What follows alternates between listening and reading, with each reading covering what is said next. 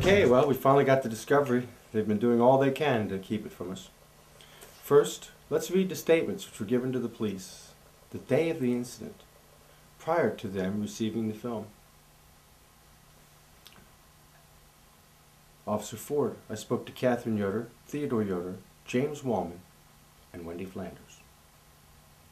Mr. Yoder stated, Vonderheid was being very aggressive in blocking their path.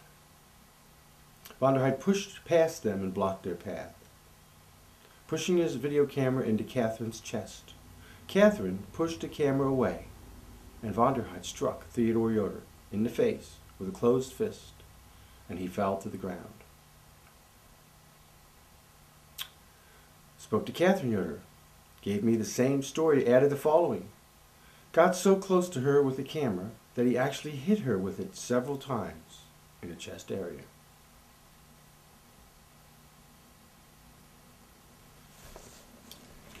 I then spoke with attorney James Wallman, gave the same story as the Yoders. Spoke with Wendy Flanders, observed the entire incident, was standing right behind the Yoders when this occurred. Agreed with Yoder's account of the incident, stating it was an unprovoked attack. Me talking to the cop. Vonderheid stated that as Catherine Yoder pushed his camera away, Theodore reached out and grabbed him by the shirt. Vonderheid stated this ripped the button off the front of his shirt. Vonderheid then struck Yoder in the mouth once and retreated to Lenox Lane. That's more like it. Oh, right away, Captain Fleming was involved. Captain Fleming directed me to take a copy of my report and leave it on his desk for review, and to forward all other information and evidence to Detective Christopher Erb for further review. Right away, the captain of detectives.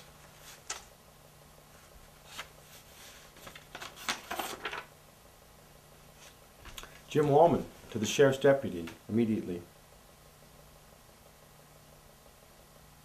Witness number 1, James Wallman. The suspect at this time ran in front of the group, almost knocking down the victim's wife to the ground. The suspect then shoved the camcorder in the face of the victim, at which time the victim pushed the camcorder to the side, away from his face.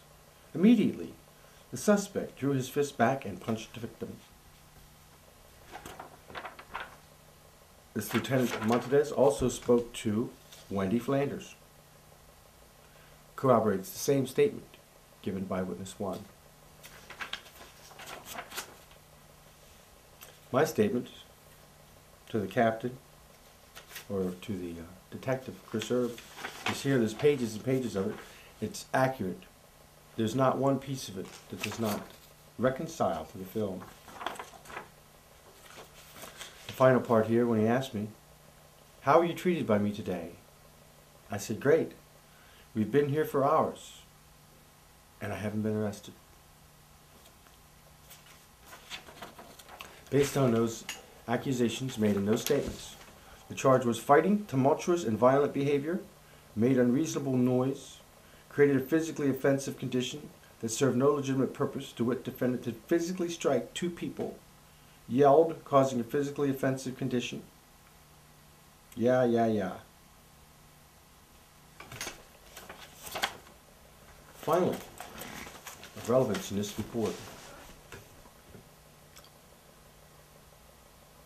contacted District Attorney's Office to obtain legal advice on this investigation. Locating witnesses continued to be problematic, and the question of the credibility of the victim in this case has caused concern for legal process.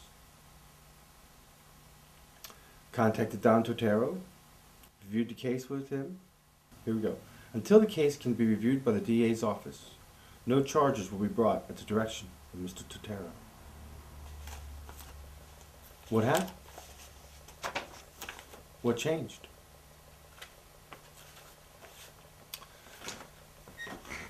The same day they got a copy of the video, and the video does not match these statements. Now, you may say that there's a second or two where the video jumps around. There's no time lost.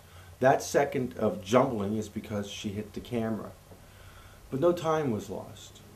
And as you can see, I did not run up to any of them and stick cameras in their face and push it into Kathy Yoder's chest. Rather, she came in my direction.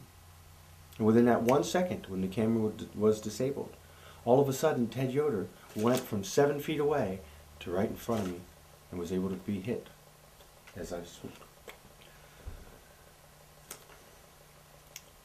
Obviously, they lied on their statements. I know they're good Christians and lawyers, but they lied. Who was involved in this investigation? The names in that report go as follows. Officer Kevin Ford, Deputy Bowman, Lieutenant Lancaster, Sergeant Lepler, Deputy Hammaker, Deputy Weaver, Deputy Armour, Deputy Montanez, Sheriff of the County, Terry Bergman, Chief Deputy Reese, Detective Chris Erb, Captain of Detectives John Fleming, Assistant District Attorney Josh Parsons, District Attorney Craig Stebbin, Evidence Technician John Wary, Assistant District Attorney Andrew Gonzalez, District Attorney Donald Totero, and J. Richard Gray. Dan, you look really bad. I think you really need some help. Do you? I really do. Think I need some psychiatric help? No, I just think you need some help. I do. I think you got to get your priorities straight. Really. All involved in this prosecution, in one way or the other. Awful lot of police man hours there.